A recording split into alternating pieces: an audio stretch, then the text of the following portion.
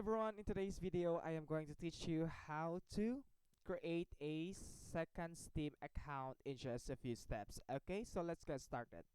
So what we're gonna do, guys, is we need to open actually the Steam application.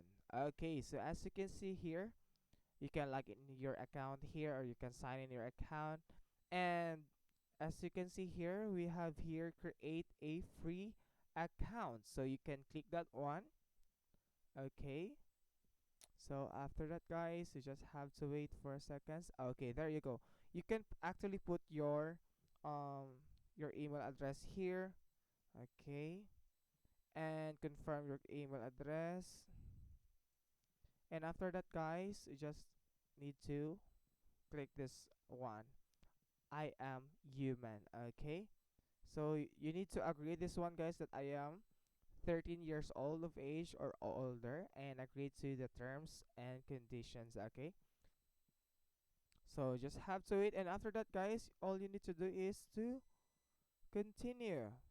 Click that one. Okay, just have to wait. So mm-hmm. Okay, so just have to click the continue, and after that, guys, you need to verify your email. So once you verify your email, guys, you're good to go. Okay, so that's it, guys.